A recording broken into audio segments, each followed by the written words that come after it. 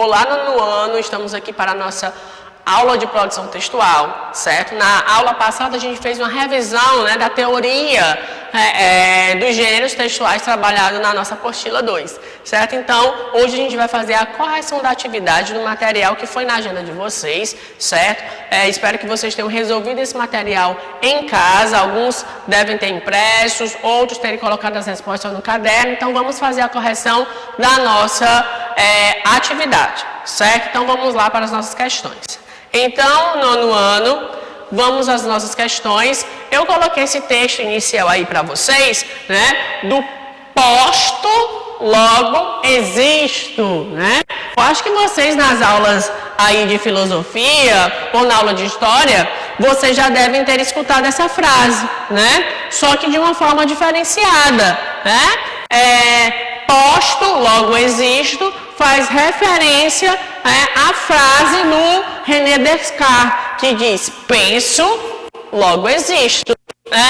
Vocês lembram que a gente estudou as figuras de linguagem, né? E nós vimos que a gente pode também reformular aquilo que já foi dito anteriormente, né? Então, quando eu digo posto, logo existo, eu estou fazendo aí uma mudança de sentido, né? Eu estou trocando penso, logo existo, por posto, logo existe. Então, vamos ver que ideia é essa, né?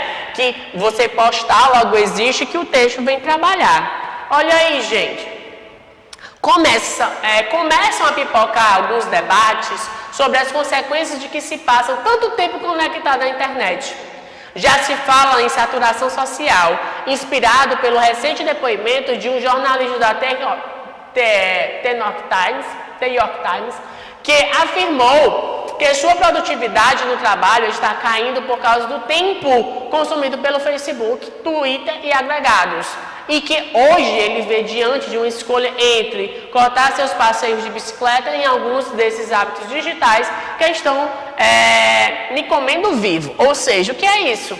A pessoa está passando mais tempo nas redes sociais e deixando de ter contato social, né? Então, quando a gente vê aqui posto, logo existo, ou seja, existe uma necessidade da gente postar as coisas, né?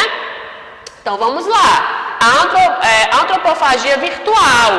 O Brasil, para variar, está atrasado. Aqui, 2/3 dos usuários ainda atualizam os perfis semanalmente, pois o resto do mundo já começa a ser articulado um movimento de desaceleração dessa tara por conexão. Hotéis europeus prometem quartos sem Wi-Fi como garantia de férias tranquilas. Empresas americanas desenvolvem programas de software que restringem o acesso à web. E na Ásia, crescem os centros de recuperação de viciados na internet. Tudo isso por uma simples razão. Existir é uma coisa, viver é outra. Né? Então, aqui é um texto que vai mexer com essa ideia, né? Desde o título. É um título bastante forte. Né?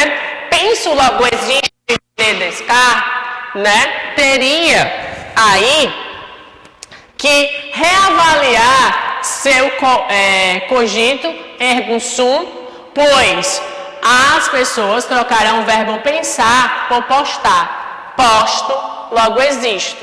Não é? Que é justamente aquilo que eu estava falando no início, ok? Quando ele diz, né, penso, logo existo, ou seja, quando René Descartes utilizou essa frase, né, ele utilizou com a ideia de que, quando eu estou pensando, eu estou existindo, devido àquela ideia de luz, né? É o pensamento que vai me fazer eu chegar à razão.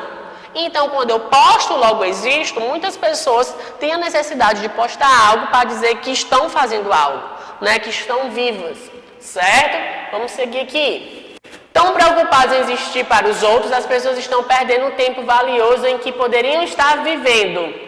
Ou seja, namorando, indo à praia, trabalhando, viajando, lendo, estudando, cercadas não por milhares de seguidores, mas por poucas dezenas de amigos.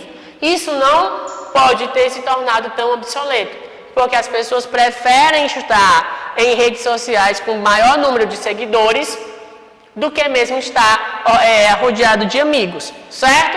Então aí o texto segue falando essa ideia, né, de Marta Medeiros, que ele vai colocar aqui já no finalzinho do texto. com avulsos extremos, mas estão aí ao nosso redor. Gente que não percebe a diferença entre existir e viver. Não entende que é preferível viver, mesmo que discretamente, do que existir de mentirinha para 17.870 que não estão nem aí, né? Então vamos lá. Olha aí as nossas questões. Primeira questão: assinale a alternativa que indica a temática da crônica. Então, aqui nós temos uma crônica, como o enunciado já está dizendo, né? Crônica por quê? Porque é um fato do cotidiano. Você posta tudo nas redes sociais todo dia.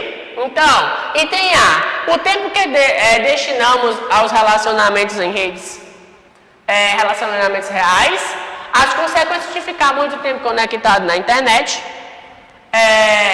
C: ao fato de ter o pensar como condição de existir, ou D: o grau de envolvimento da internet dos jovens tem sido extremamente responsável. Item B, gente: as consequências de ficar muito tempo conectado na internet, né? Segunda questão: assinale a alternativa que indica o fato que desencadeou a crônica. O jornalista tem afirmado que a sua produtividade caiu em função da conexão à internet, de o Brasil estar atrasado nas atualizações dos perfis. C: é preferível viver, mesmo que discretamente, do que existir de mentirinha. Ou D: as filhas da escritora viveram conectadas. E está lá no início, no primeiro parágrafo, né, que é um jornalista que afirmou que a produtividade dele caiu devido a essa conexão com a internet direta. Terceira questão: na argumentação, claro que muitos usam redes sociais como uma forma de aproximação, de resgate, de compartilhamento numa boa. A autora tem como finalidade o que nisso aqui, nessa parte da argumentação? Justificar o ponto de vista anteriormente sustentado, introduzir o argumento orientando para a conclusão do texto, fazer concessão do ponto de vista contrário àquele que defende, ou refutar, opor-se a ponto de vista definido por outrem. Então, nós temos o item C: fazer concessão ao ponto de vista anterior àquele que defende, né? Então, eu tenho que prestar atenção aos parágrafos. Com a ideia da argumentação, isso aqui a gente já estudou. Quarta questão: assinar a alternativa em que há um testemunho pessoal vivido pela própria autora. Qual é a parte? Tão preocupados em existir para os outros, as pessoas estão perdendo tempo valioso. B: isso acontece dentro da minha casa também, com minhas filhas, e não adianta me descabelar. Elas são frutos da sua época. C: são garotos e garotas que se valem de birrazices na esperança de deixarem ser ninguém para se tornarem alguém, mesmo que alguém medíocre. Ou D: é preferível viver, mesmo que discretamente, do que existir de mentirinha. Então, aqui a gente tinha o item B, né? Tem os parágrafos mais à frente, no desenvolvimento, nós percebemos que na leitura do texto, certo? Para você que já fez essa leitura várias vezes, você vai perceber que ela coloca até as filhas dela como exemplo dessa geração, ok? Quinta questão. Na quinta questão nós temos o seguinte: pela estrutura estamos diante de um texto híbrido, que trata de assuntos do cotidiano, mais precisamente diante do quê? É um artigo de opinião, é um texto narrativo, é uma crônica argumentativa ou uma reportagem? Algo que nós já estudamos, uma crônica argumentativa, certo, gente? Então, vamos lá, passar para frente. Nós temos aqui um texto, né?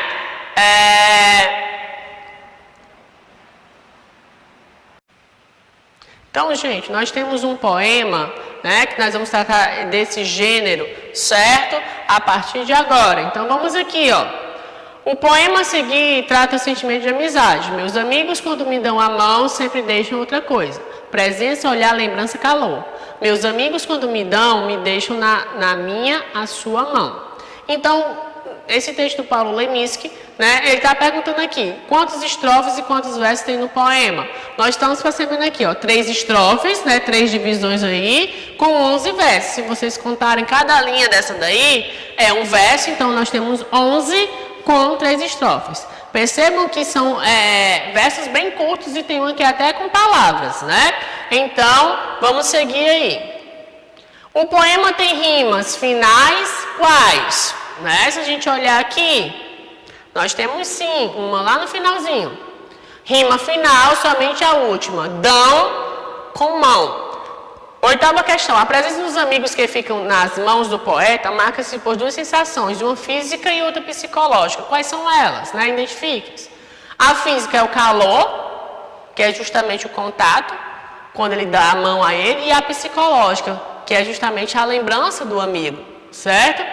É possível afirmar que traços dessa presença são tão fortes que o poeta não consegue separá-los. Que recurso ele teve de empregar para expressar esse fato?